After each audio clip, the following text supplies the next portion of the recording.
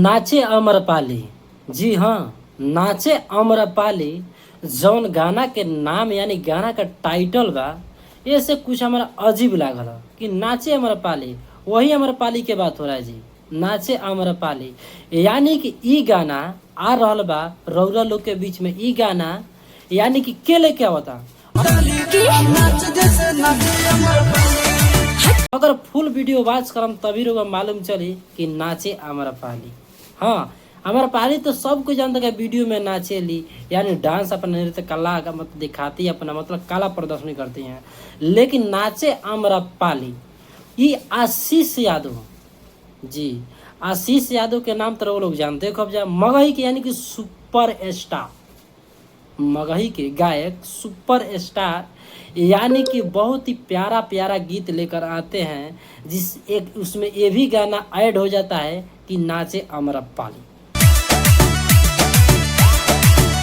अब ये गाना की अगर बात पूरा विस्तार से किया जाए कि ये गाना कहिया डेट बा, यानी कहिया गाना आवता रउरा सबके बीच में आ कौना चैनल से आवता, तो सबसे पहले चैनल के मुहूर्त के अगर बात बता दी हम, ये गाना मतलब एमे ड्यूट जौन होला ना, मतलब गईले के बा इनका जवरे, तो गईले बाड़ी उहे खुशी कक्कड़, यानी कि मगही में जानते बानी खुशी कक्कड़ बस, और की थोड़ा मोड़ा सृष्टि भारती, अंजलि भारती, लेकिन हाँ खुशी कक्कड़ गईले बाड़ी।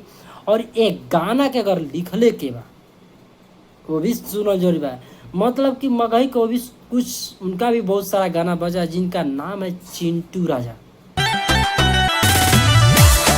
जी, चिंटू राजा उनका नाम है।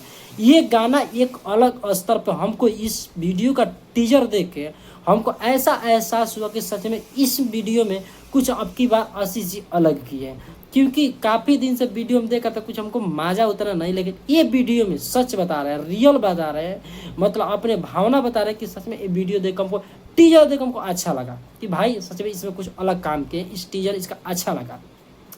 और वीडियो की बात कल जाओ, जैसे कि मान लीजिए वीडियो का अगर बात कल जाओ कि आखिर ये गाना कहिया है,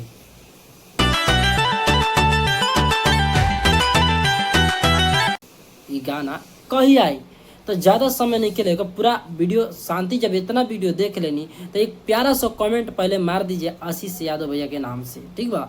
और ये वीडियो के मतलब कौन चैनल से है, तो सबसे पहले चैनल का नाम जान जाइए, राजा इंटरटेनमेंट। हाँ, राजा इंटरटेनमेंट से ई गाना आ रहा बा, यानी कि ये गाना के म्यूजिक के कैले बा, गाना के म्यूजिको जाने के बा ना, हाँ उहे पूरा जिला हिलैले बा, जेकर नाम है प्रियांशु सिंह।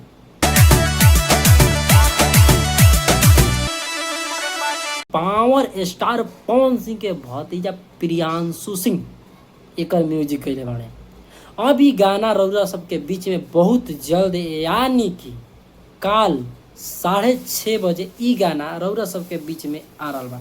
तो एक गाना के देखे के ना भूलाए कोई, काहे से कि ई जौन गाना बा बहुत बवाल, यानी कि बहुत इंटरेस्टेड वीडियो बा, काहे से कि ये वीडियो के देखे के ना भूलाए कोई, काहे से कि बहुत ही अलग, बहुत ही हट के वीडियो ई आ रहा बा। तो चलिए, वीडियो अच्छा लगी तो जरूर कमेंट के माध्यम से बताइएगा कि नाचे अम्रपाली का टाइटल कैसन बा, और अगर अच्छा लगी तो जरूर एक बार कमेंट में लिखिएगा नाचे अम्रपाली।